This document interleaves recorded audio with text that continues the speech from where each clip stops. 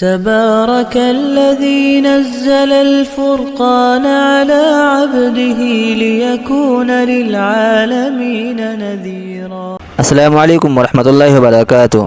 آج کی ویڈیو میں ہم حضرت نوح علیہ السلام کے بارے میں تذکرہ کریں گے کہ حضرت نوح علیہ السلام کتنے سال تک دنیا میں رہے اور کتنے سال تک دین کی دعوت دی۔ آئیے آج کی ویڈیو ہم شروع کرتے ہیں۔ بسم اللہ الرحمن الرحیم۔ حضرت نوح علیہ السلام اللہ کے نبی بھی ہیں اور رسول بھی۔ دنیا میں سب سے پہلے جس شخصیت کو اللہ تعالیٰ نے اپنا رسول بنا کر بھیجا وہ حضرت نوح علیہ السلام ہیں۔ قرآن کریم میں آپ کا ذکر 28 سورتوں میں 43 جگہ آیا ہے۔ ان کو آدم ثانی اور ثانی ابو البشر یعنی انسانوں کا دوسرا باپ بھی کہا جاتا ہے۔ انہوں نے 950 برس کی لمبی عمر پائی اور انہوں نے پوری مدت اپنی قوم کو ہدایت کی طرف بلاتے ہوئے گزاری۔ جس وقت آپ کی پیدائش ہوئی دنیا میں حضرت آدم علیہ السلام اور حضرت حوا علیہ السلام کی اولاد در اولاد کا سلسلہ وسیع ہو چکا تھا، لیکن یہ لوگ اپنے حقیقی خالق اور رب کو بھولتے جا رہے تھے اور آہستہ آہستہ بتوں کی پوجا کرنے لگے تھے۔ کوئی گھر ایسا نہ تھا جس میں مٹی اور لکڑی کے بنے ہوئے بت نہ رکھے ہوئے ہوں۔ لوگ انہی کے سامنے سر جھکاتے، انہی کو سجدہ کرتے۔ ان حالات میں اللہ تعالیٰ نے حضرت نوح علیہ السلام کو اپنا پیغمبر بنا کر بھیجا۔ انہوں نے بھٹکے ہوئے لوگوں کو راہ حق کی طرف بلایا۔ قوم نے ان کی ایک نہ سنی بلکہ ان کا الٹا مذاق اڑایا۔ قوم کے لوگ انہیں کہتے تھے کہ بھلا تم پیغمبر کیسے بن سکتے ہو؟ تم میں کون سے سرخاب کے پر لگے ہوئے ہیں؟ تم نہ مال و دولت میں ہم سے بڑے ہوئے ہو اور نہ تمہارے پاس کوئی رتبہ اور عہدہ ہے۔ اللہ اگر چاہتا تو وہ کسی فرشتے کو بھی رسول بنا کر ہمارے پاس بھیج سکتا تھا، تو ہمارے مقتدا اور پیشوا بننے کے ہرگز اہل نہیں ہو۔ پھر جو لوگ تمہاری اتباع کر رہے ہیں وہ بھی معاشرے کے کم تر طبقے کے لوگ ہیں، انہیں نہ سمجھ ہے نہ شعور، نہ ان کی اپنی کوئی رائے ہے۔ ان کے رہتے ہوئے تو ہم تمہارے گروہ میں کسی بھی طرح شامل نہیں ہو سکتے۔ حضرت نوح علیہ السلام فرماتے کہ یہ لوگ غریب اور کمزور ضرور ہیں، لیکن انہوں نے اللہ کا دین قبول کیا اور وہ تمہاری طرح بتوں کی پوجا نہیں کرتے۔ بھلا میں ان کو کس طرح چھوڑ سکتا ہوں؟ اگر تم ہمارے ساتھ آنا چاہو تو آ جاؤ، ورنہ ایک دن تم پر اللہ کا عذاب آئے گا اور تم میں سے کوئی شخص اس عذاب سے نہیں بچ پائے گا۔ یہ کل 80 لوگ تھے جنہوں نے حضرت نوح علیہ السلام کی دعوت پر لبیک کہا تھا۔ باقی پوری قوم سرکشی اور نافرمانی پر آمادہ تھی اور کھلے بندوں اللہ سے روگردانی کر رہی تھی، اللہ کے پیغمبر کو ستا رہی تھی، ان کا مذاق اڑا رہی تھی۔ جب پانی سر سے اونچا ہو گیا اور ان گمراہ لوگوں کی ہدایت کی کوئی امید باقی نہیں بچی، تب حضرت نوح علیہ السلام نے بارگاہ الہی میں عرض کیا، رب لا تذر علی الارض من الكافرین دیارا انک ان تذرهم یضلوا عبادک ولا یلدوا الا فاجرا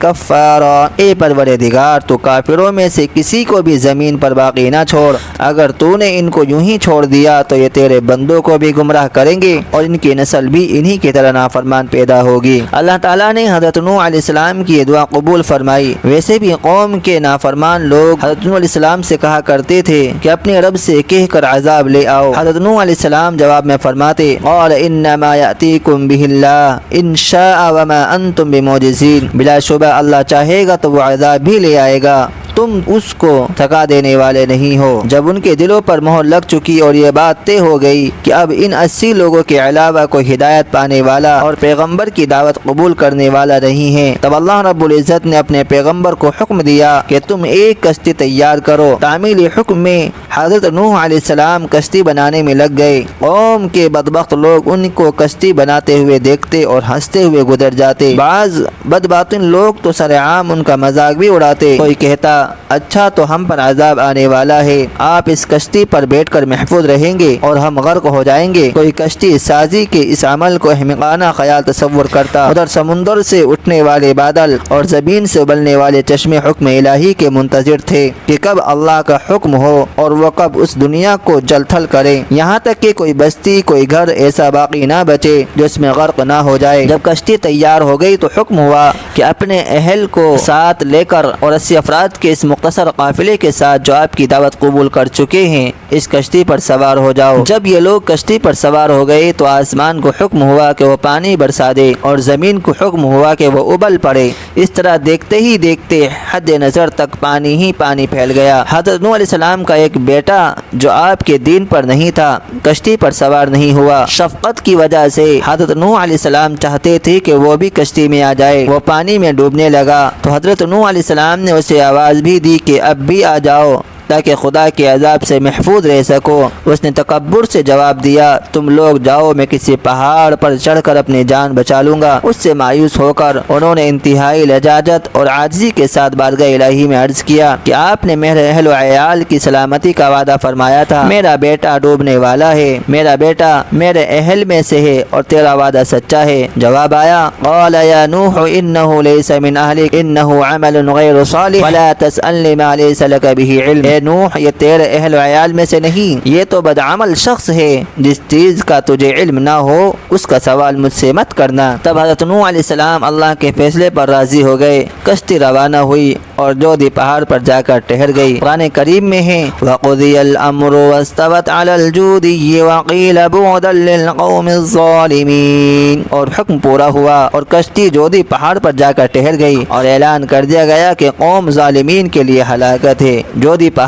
کہاں واقع ہے اس کے محل وقوع کے بارے میں اختلاف ہے۔ بعض مفسرین کا خیال یہ ہے کہ یہ جگہ عراق کے شہر موصل کے مضافات میں آرمینیا کی سرحد پر واقع ہے۔ یہ ایک کوہستانی سلسلہ ہے جس کے ایک پہاڑ کا نام جودی ہے، اسی کو عراطات بھی کہتے ہیں۔ تورات میں کشتی ٹھہرنے کا مقام کوہ عراطات ہی بتلایا گیا۔ عراق کی بہت سی جگہوں پر کشتی نوح کے ٹکڑے دستیاب ہوئے ہیں جن کو تبرک کے طور پر احتیاط کے ساتھ رکھا گیا۔ بعض روایات میں ہے کہ جبرائیل امین نے بذریعہ وحی الہی حضرت نوح علیہ السلام کو کشتی بنانے کی تعلیم دی، انہوں نے سال کی لکڑی سے یہ کشتی بنائی۔ بعض تاریخی روایات میں اس کی پیمائش یہ بتلائی گئی ہے کہ یہ 300 گز لمبی، 50 گز چوڑی، 30 گز اونچی اور 3 منزلہ کشتی تھی جس میں دروازے اور روشن دان بھی تھے۔ اس طرح جہاز سازی کی صنعت کا آغاز حضرت نوح علیہ السلام سے ہوا، بعد میں اس کے اندر ترقیات ہوئیں جن کا سلسلہ ابھی تک جاری ہے۔ تاریخی روایت میں یہ بھی ہے کہ اس کشتی میں انسانوں کے علاوہ ہر طرح کے جانوروں کا ایک ایک جوڑا بھی تھا۔ بعد میں جو نسلیں وجود میں آئی وہ کشتی نوح کے انہی مسافروں کی نسلیں ہیں۔ امید کرتے ہیں کہ آپ کو یہ ویڈیو پسند آئی ہوگی، تو آپ ہماری ویڈیو کو لائک کریں اور اگر آپ ایسے ہی واقعات سننے کے دلچسپ رکھتے ہیں تو آپ ہمارے چینل کو سبسکرائب کریں۔ شکریہ۔ السلام علیکم ورحمۃ اللہ وبرکاتہ۔